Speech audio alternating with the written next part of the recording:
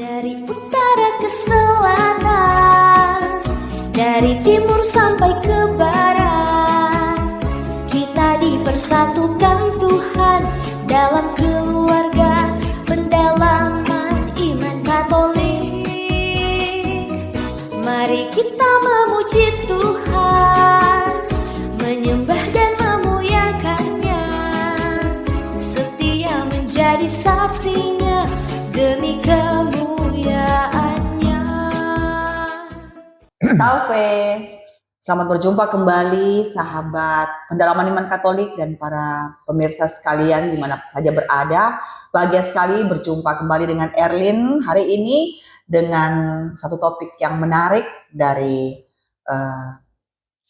tamu spesial kita hari ini. Hari ini kita akan kedatangan seorang pria ganteng, luar biasa. Kalau kali lalu seorang wanita cantik, energik, hari ini pun sama. Seorang pria luar biasa, ganteng, banyak aktivitas, dikenal di mana-mana. Pasti penasaran kan siapa dia? Oke, tidak berlama-lama lagi, ini profil tamu kita hari ini.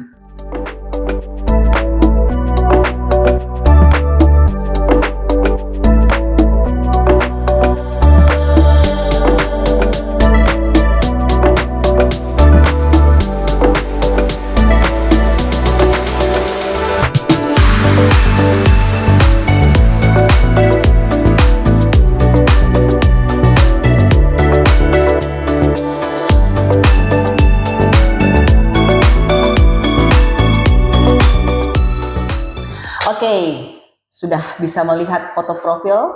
Sudah kenal siapa dia? Ya, benar. Hari ini kita kedatangan tamu Bapak Yohanes Jafray, atau lebih kerennya sering kita sapa dengan Ko Jaf. Halo Ko. Halo. Apa kabar Ko? Sehat-sehat? Amin, sehat. Luar biasa ya Ko. Aduh, hari ini tampil fresh sekali. Amin. Hitam-hitam bikin tambah cerah gitu kelihatannya. Kok, Erlin kan taunya cuma namanya Kok, panggilan sehari-hari. Iya. Ko Jaf atau Yohanes Jafray. Adakah memang nama lengkap yang lain atau nama yang lebih lengkap dari yang Erlin tahu? Nama lengkap saya itu cuma Yohanes Jafray, cuma sering dipanggil Ko Jaf atau kadang-kadang juga dipanggil Jeffrey. Oh, Jeffrey. Iya. Oh, Jeffrey mungkin nama sekolah ya Kok, atau? Enggak, sebenarnya tulisan Jafray itu bacanya sebenarnya Jeffrey. Cuma karena orang-orang kebiasaan Jaf dengan ya. Jaf, jadinya dipanggil Lebih keren Ko gitu ya. Jaf. Lebih Iya. keren seperti itu. Kok, boleh intip-intip sedikit. Usianya Kok sekarang ini Ya, umur menuju 57. bukan menuju 17 tak Kok? Oh, bukan. Amin. Sudah lewatkan. Ya, oke. Thank you Kok.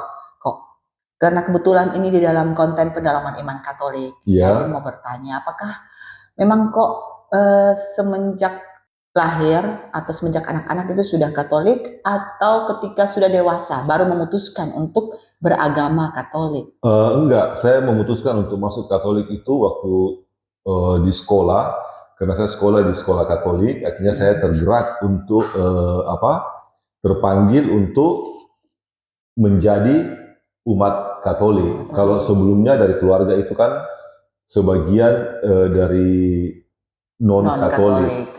Iya. Kok waktu kecil itu Kok itu lahirnya di Makassar kan kalau nggak salah Iya, ya? di Makassar. Berarti Paraikat ya? Iya. Oke. Berarti waktu kecil itu Kok yang minta sendiri untuk dibaptis sebagai Katolik atau desakan orang tua? Saya sendiri, karena dari keluarga memang dari papa, dari mama, dari opa semua itu non-Katolik. Oh, apa yang membuat Kok akhirnya, kenapa Kok memilih masuk Katolik gitu? Nah itu awalnya karena dari sekolah, di sekolah Katolik itu kan biasanya tiap hari-hari tertentu ada ada ibadah atau misa di gereja Katolik. Lalu kemudian sejak itu saya tertarik, lalu kemudian saya ikut katekumen, belajar agama, istilahnya zaman dulu les agama, lalu kemudian sampai dibaptis. Tidak ada pertentangan, tidak ada dari keluarga tidak ya kok? Dari keluarga juga tidak ada pertentangan, cuma ketika semua sudah menjadi lebih dewasa masing-masing dengan dengan keyakinan masing-masing, memang ada juga beberapa yang seakan-akan menolak untuk saya itu menjadi Katolik.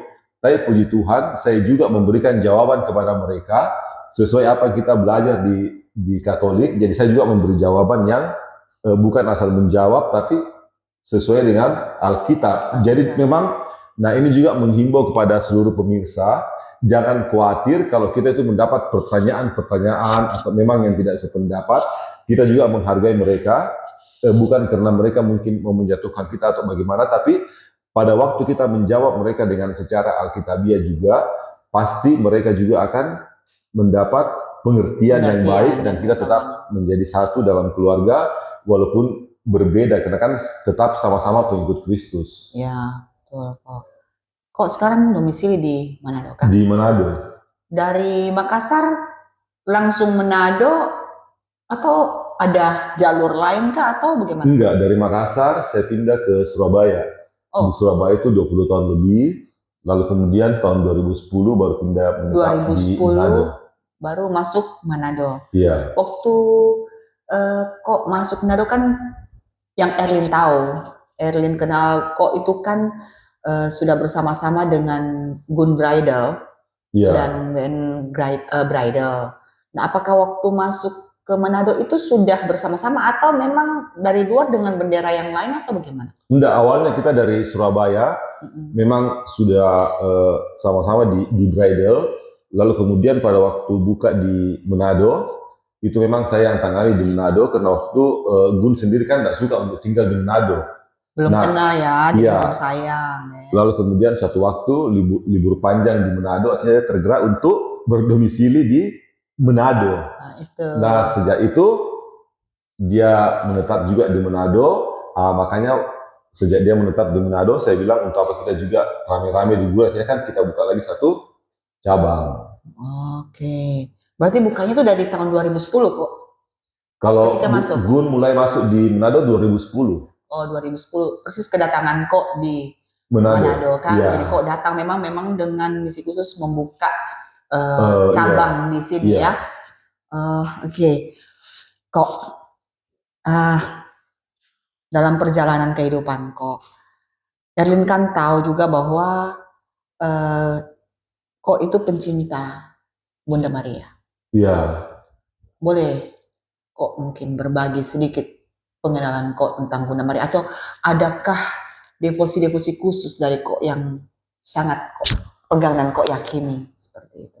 Iya, kalau saya yakini sampai sekarang, saya memang berdevosi ke Bunda Maria, itu khususnya kepada Bunda Maria Guadalupe. Kenapa ke Bunda Maria Guadalupe? Kenapa bukan Maria yang lain? Lourdes, Maria begitu.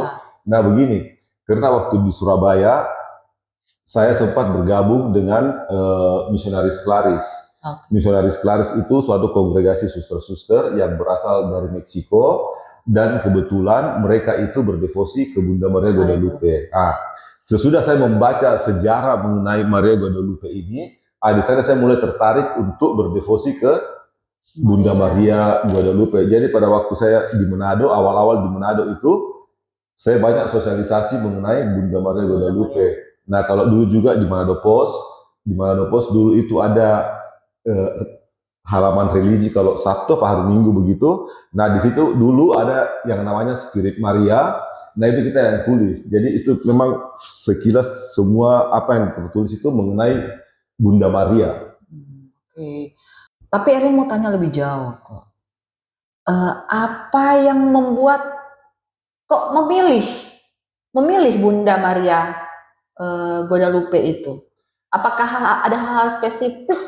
Bukan hanya karena pernah mengikuti suster-suster di Surabaya atau? Oh, bukan juga. Nah, kenapa saya berdevosi ke Bunda Maria Guadalupe? Karena kalau kita melihat penampakan Maria ini kan ada banyak.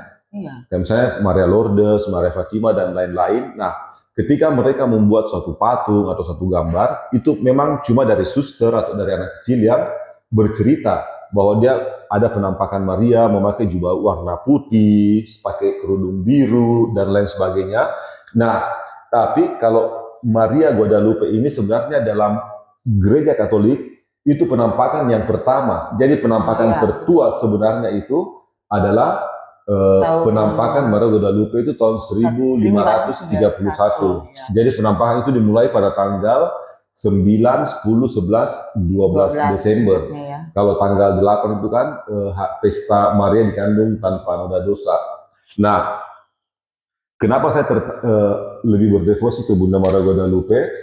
Kalau penampakan kayak di Lourdes, Fatima, dan lain-lain, itu Bunda Maria menunjukkan dirinya ke orang-orang tertentu, lalu kemudian mereka bercerita seperti yang tadi saya katakan, lalu dibuatlah patung atau lukisan atau gambar. Tapi kalau Maria Guadalupe ini memang dia memberi gambar dirinya seperti pada waktu penampakannya ke Juan Diego. Nah, sedangkan Juan Diego ini kalau di Meksiko zaman tahun 1531, dia itu golongan dari kasta yang paling rendah. Iya, karena yang Erlen tahu itu dia berapa kali masuk mengajukan kepada uskup, tetapi berapa kali selalu ditolak. Ditolak. Nah, karena dia ditolak, akhirnya yang terakhir itu Maria Guadalupe meminta mantol. Mantol itu kayak semacam jaket dari Juan Diego yang terbuat dari bahan kaktus. Itu bahan yang paling murah di Meksiko waktu itu. Lalu kemudian Maria memberi mawar, lalu kemudian dibungkus dengan mantol Juan Diego. Nah, padahal kalau di Meksiko atau di Amerika pada waktu bulan 12 itu kan musim salju. Itu susah kan, ya mau dapat. Mustahil kalau bisa mendapat bunga mawar sebanyak itu. Apalagi kan pada waktu musim salju.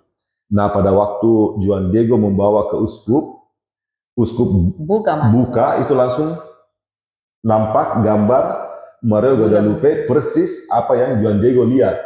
Nah, pada waktu itu uskup langsung sujud dan percaya kepada Juan Diego, dan sesudah penampakan itu memang ada pertobatan yang sangat besar yang terjadi di Meksiko, khususnya di daerah Tepeyac. Jadi waktu itu orang yang masuk Katolik, dibaptis secara Katolik itu jumlahnya sangat besar. Ya. Saya dengar story-nya saja itu, entah karena ini dingin tapi saya merinding nih kok. Iya. Ya. Terus terang ini satu real story banget seperti itu. Iya. Ya. Dan itu kan Alkitabiah kan? Iya, memang. Nah, kalau Maria Guadalupe ini memang itu terdapat di Kitab Wahyu. Ya. Jadi kalau kita lihat di kitab, sebenarnya mengenai Maria di dalam Alkitab itu kan sudah tercatat di Kitab Kejadian bab 3. Lalu kemudian mengenai Bunda Maria itu ada juga di Yesaya 7 ayat 14, seorang wanita akan mengandung. Nah, tapi kalau yang Maria Guadalupe ini dengan berselubungkan matahari, bulan di bawah kakinya, nah itu sebenarnya apa yang ada di Kitab Wahyu. Jadi kalau di Kitab Wahyu bab 11 ayat 19, ayat yang terakhir, di situ dikatakan maka terbukalah bait suci Allah dan kelihatanlah tabut perjanjiannya di dalam bait suci itu, ya kan? Nah, sesudah kelihatan tabut perjanjian itu, maka dikatakan di Wahyu itu maka terjadilah gemuruh, hujan es yang lebat, gempa bumi, dan lain-lain. Nah, kemudian dilanjut di bab 12, dikatakan bahwa maka tampaklah seorang wanita berselubungkan matahari, bulan di bawah kakinya, dan sebuah mahkota dari 12 bintang di atas kepalanya. Jadi kalau kita lihat gambar asli dari Maria Guadalupe atau patung Maria Guadalupe itu berselubungkan matahari, lalu kemudian ada bulan di bawah kakinya, lalu kemudian mahkota itu 12 bintang di atas kepalanya, itu melambangkan 12 suku bangsa Israel. Itu pun sebenarnya sudah terdapat di Kitab Kejadian. Jadi jangan salah ya, ini bukan 12 rasul nih. Iya, 12 kadang-kadang suku bangsa Israel. 12 itu dipikirnya 12 rasul, ternyata 12 suku bangsa Israel ya kok. Nah, ini satu pembelajaran juga nih. Ya, oke. Kita lanjut lebih jauh kok. Ya. Apakah ada pengalaman khusus kok di dalam kehidupan kok yang berhubungan dengan penampakan Maria Guadalupe tersebut? Atau ada kesaksian hidupnya mungkin? Kalau kesaksian hidup atau sharing sedikit, saya kan kurang lebih 10 tahun yang lalu pernah satu waktu bangun tidur, mau kerja, mau berangkat ke Kawanua, terus tiba-tiba lemes. Jadi waktu itu sakit. Memang awalnya sudah sakit atau pada saat Enggak. bangun tiba-tiba langsung sakit? Pada waktu bangun belum apa-apa, lalu kemudian mau aktivitas, kemudian kan merasa nggak enak apa, lalu kemudian akhirnya kan dibopong ke Siloam. Nah dibopong ke Siloam karena mungkin dokter takut nanti jatuh atau gimana, jadi kan tetap di Ya, kursi soalnya roda. badannya besar, kalau jatuh siapa yang Iya. berangkat kok? Bener, akhirnya di kursi roda. Sampai di kursi roda, ke bagian internis dan segala macam, itu sudah dikasih obat. Pokoknya semua obat itu ada berapa macam pada waktu itu. Tetap saya ambil, kemudian ya namanya kita dikasih dokter, kita minum, Ya. kemudian disuruh MRI dan lain-lain. Pokoknya pengobatan yang cukup, tetapi saya bukan tidak percaya kepada para medis, saya tetap juga percaya kepada dokter, para medis, karena kan mereka juga perpanjangan Perpanjangan tangan tangan, Tuhan. Nah, tapi waktu itu saya juga tetap berdoa ke Tritunggal Maha Kudus, tetap juga mohon doa dari Bunda Maria. Nah, dan ketika itu namanya orang karena mungkin tidak puas untuk berobat di Manado, kepinginlah berobat ke Jakarta karena info dari kakak. Sebelum masuk sampai ke situ saya mau tanya, apakah ada memang diagnosa khusus dari dokter pada saat itu sampai membuat kok saya shock banget gitu sampai saya harus pergi periksa ke Jakarta atau ke Surabaya? Kalau diagnosa dari dokter itu macam-macam, katanya sudah darah kental, tekanan darah tinggi, ada masalah lain-lain segala macam. Nah, akhirnya kan, komplikasi kan, Dok? iya, kakak saya bilang mending berobat di Jakarta. Akhirnya sudah putuskan mau ke Jakarta. Nah, pada waktu mau ke Jakarta malamnya itu saya melihat Bunda Maria itu datang. Dan memang yang saya lihat persis dengan gambar Bunda Maria Guadalupe. Jadi Itu pada saat kok sebelum berangkat. sudah tidur. Jadi malam terakhir besoknya berangkat kok Iya. istirahat malam. Iya, jadi itu Bunda Maria datang, Datuk dia berbicara apa enggak, tapi yang saya yakin bahwa Maria itu datang bukan sia-sia, pasti membawa pertolongan buat saya. Nah, kemudian sesudah itu sebelum berangkat ke Jakarta, namanya tidak puas dengan di Siloam, saya ke rumah sakit Advent, ke salah satu dokter saraf. Nah, setelah mereka lihat hasil dari lab, segala diperiksa dokternya bilang begini, loh untuk apa minum obat ini? Hentikan semua, kalau bisa buang semua. Akhirnya saya buang semua obat, saya tidak minum. Akhirnya, loh kok lebih sehat? Sejak itu, tapi tetap juga belum yakin, tetap juga ke Jakarta berobat. Akhirnya sama kakak saya ke beberapa rumah sakit, ternyata memang puji Tuhan tetap tidak ada, dan sejak itu sampai saat ini tetap sehat dan bisa beraktivitas dan juga bisa tetap dalam pelayanan. Luar biasa ya. Erlin jadi speechless. Entah apa yang harus Erlin tanya lagi. Kok waktu kok habis melihat penampakan itu, Iya. habis kok melihat penampakan itu, kan kok merasa bahwa Maria datang kepada kok. Tidak ada yang dia katakan, mungkin ada yang dia bilang, cuman mungkin ada seperti yang kok bilang, kok hanya merasa kok seperti dijamah atau memiliki keyakinan bahwa ketika Maria datang itu kok sudah disembuhkan. Iya, karena kita berdevosi ke Bunda Maria Guadalupe. Nah, pada waktu setelah melihat itu, otomatis semangat dari dalam diri ini kan ada. Kita yakin bahwa Maria itu datang tidak mungkin sia-sia.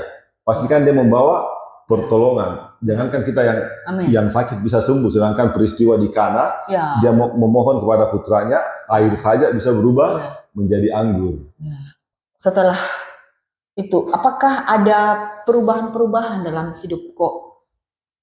Misalnya, kok datang dari Surabaya kan, kok memang sudah sosialisasi tentang Iya, Maria Guadalupe, iya. By the way, saya kenal kok juga kan sangat kuat ikut adorasi kok. Iya. Apakah karena itu juga, ataukah memang sudah merupakan kebiasaan hidup? Nah, kalau mengenai adorasi, waktu saya masih di Surabaya, kira-kira tahun 2000 itu di Surabaya sudah ada yang namanya pusat spiritualitas Katolik. Di sana kita pasti setiap hari Selasa Jumat itu devosi ke Maria dengan rosario. Kalau Selasa, kalau Jumat itu jalan salib. Jadi mau bulan apa masa prapaskah atau enggak, tetap hari Jumat itu jalan salib, kemudian hari Selasa itu doa rosario. Nah, sesudah itu adorasi. Jadi di sana memang ada adorasi 24 jam. Nah, sejak itu kita menjadi lebih sudah terbiasa dengan adorasi, dan kita memang meyakini bahwa yang ditahtakan itu kan adalah memang Tuhan Yesus sendiri yang hadir dalam sakramen Maha Kudus. Iya. Seperti itu. Jadi itu kayak jadi semacam kayak kebutuhan ya. Iya, jadi karena sudah menjadi suatu kebutuhan, jadi ketika kita ke rumah adorasi itu kita pasti pulangnya itu kita pasti akan mendapat sesuatu kekuatan, sesuatu Tentram, pertolongan damai, dari Tuhan. ya. Iya. Ya, Helen juga rasa seperti itu ketika selesai mengikuti adorasi itu ada perasaan damai, ada perasaan sukacita yang entah datangnya dari mana ya. Padahal sebenarnya kalau mau dipikir tentang beban hidup itu banyak. Siapa yang tidak punya beban hidup? Tetapi ketika kita masuk dan mengikuti adorasi, kita seperti mendapat pertolongan dari Tuhan. Adakah ayat pegangan kok? Ayat andalan untuk kok? Nah, kalau ayat andalan saya itu sampai saat ini itu Roma 10 ayat 11. Ya. Jadi di sana dikatakan bahwa barang siapa percaya kepada Dia tidak akan dipermalukan. Luar biasa. Jadi kalau kita percaya kepada Tuhan, apapun yang kita hadapi, kita tetap berdoa, kita tetap memohon, pasti Tuhan tidak akan memberikan yang tidak baik, pasti Dia memberikan damai sejahtera. Amin, amin. Wah, luar biasa saya dengar kok itu panjang. Saya yakin bukan cuma ini kesaksian kok. Dari kita yang mengikuti Kristus itu banyak pengalaman-pengalaman kehidupan kita yang bahkan mungkin kita tidak berpikir bahwa itu sebenarnya bisa kita jadikan kesaksian kita. Kita bisa berbagi pada orang. Pasti banyak juga yang mungkin memiliki pengalaman hampir sama dengan kau. Tapi bahkan mungkin mereka putus asa. Mereka tidak tahu harus berseru kepada siapa. Bahkan kadang-kadang mereka sudah ditelantarkan.